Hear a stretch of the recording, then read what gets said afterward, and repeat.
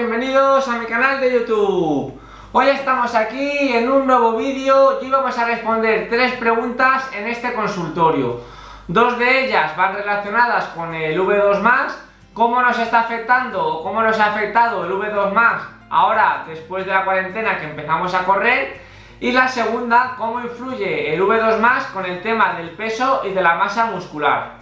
Y para terminar el consultorio de hoy vamos a hablar de los entrenamientos quema-grasas, qué queremos decir cuando vamos a hacer un rodaje quema-grasas y si tenemos más opciones o hay entrenamientos mejores para aumentar ese consumo o esa pérdida de grasa. La pregunta de hoy, o la primera pregunta de hoy, viene de Javier Escudero. Hola Juanma, gracias por los vídeos y una consulta. Está siendo un año complicado para correr. En enero me pillé una neumonía que me dejó más de 2 meses fuera y cuando el doctor me dio luz verde para correr, pasó esto de la cuarentena. Mi pregunta es, nunca fui un corredor rápido, pero el 4:30 en media maratón lo hacía sin problemas, un V2+ de 50-52. Yo ya estoy en 43. Esta semana de vuelta estoy en 5:50, el kilómetro y unas pulsaciones muy altas. ¿Es normal? Gracias, crack. Pues a ver, supongo que cuando me lo estás diciendo del tema del V2+, lo estás controlando con el tema del reloj.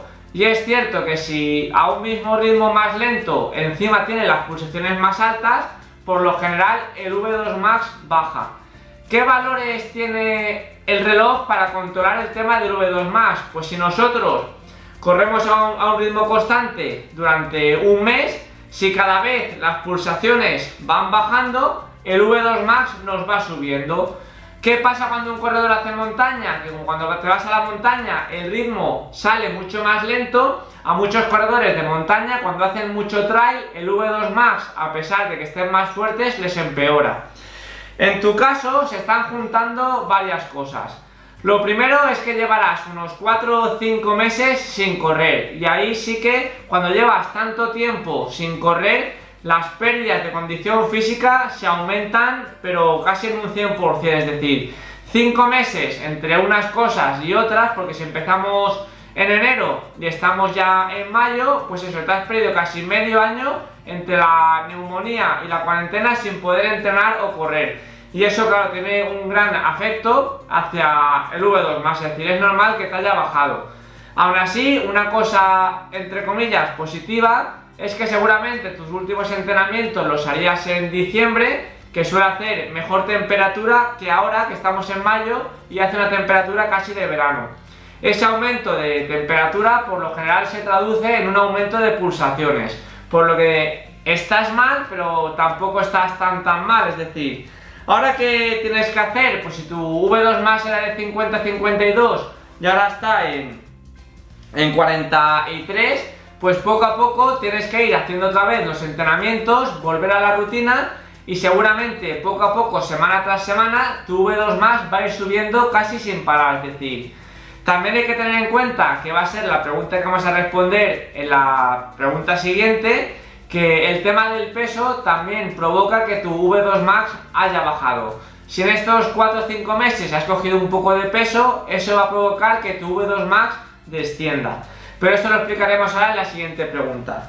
¿Cuál es mi consejo? Pues que estés ahora 2, 3, 4 semanas simplemente haciendo rodajes o haciendo rodajes como hemos explicado en los vídeos anteriores con algún cambio de ritmo, pues eso, rodando las zonas Z2, Z3, algún pico en Z4, cambios de ritmo largos, cortos, para que el cuerpo no se habitúe simplemente a hacer rodajes. Puedes hacer un día rodaje, un día cambios de ritmo, un día rodaje y poquito a poco, más o menos te tiras así 2, 3, 4 semanas sin pasarte o sin meterte muchas palizas, es decir, cuando me refiero a cambios de ritmo, nombro normalmente la zona Z3. La zona Z3, para que nos hagamos una idea, es si estás rodando a 5:50, pues a lo mejor hacer algún cambio de ritmo a 5:30, 5:20, pero nada de ponerte a tope. Y si haces esto durante 2-3 semanas y todo esto lo acompañas con una buena dieta y alimentación y bajas un poquito de peso, estarás yo creo que en un mes o en 2 meses otra vez en valores en los que estabas antes de la neumonía y del coronavirus. Así que, Javier, mucha paciencia, las cosas despacito, que esto volverá a la normalidad. La segunda pregunta viene de Rodrigo Arias. Tengo una duda, ¿ese peso no cambia dependiendo del índice de masa muscular para calcular el V2 max? Gracias. A ver, Rodrigo, tu pregunta viene relacionada sobre el V2 max.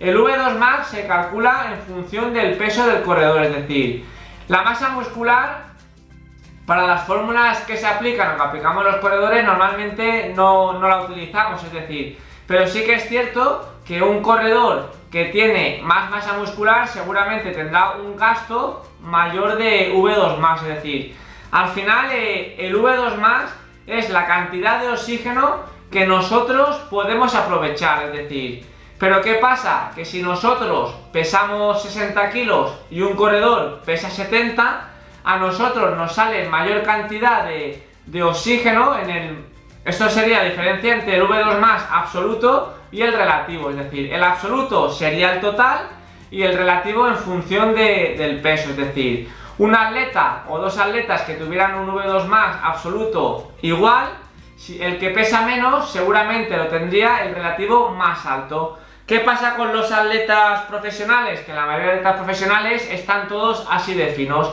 Si les juntamos que tienen un V2 max muy alto y que pesan poco, por eso les salen esos valores de 80 o 90 de VO2 max.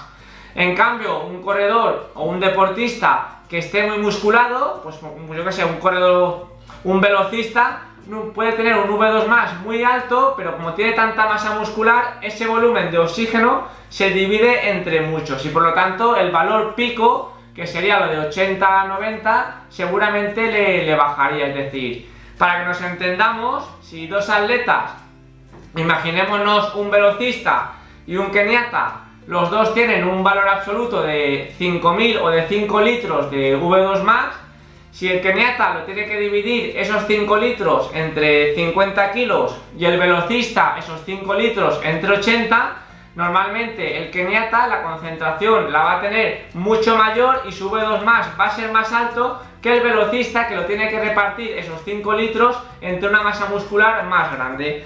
Por eso es muy importante, cuando un atleta quiere llegar a su máximo pico de forma, llegar también o cuidar la alimentación para llegar en ese peso óptimo y que ese V2 max se reparta al 100% y no se pierda nada con peso innecesario, para que nos entendamos. Creo que esto que te he explicado yo lo tengo también explicado en algunos de los vídeos de teoría del entrenamiento.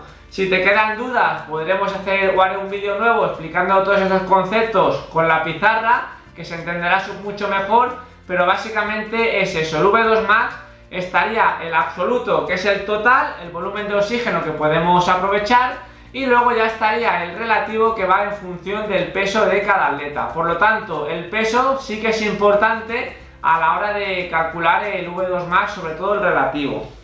Y vamos ya por la última pregunta, que también es de Rodrigo Arias y nos dice: tengo una duda, cuando explicas que la zona 1 se quema más grasa que las otras zonas.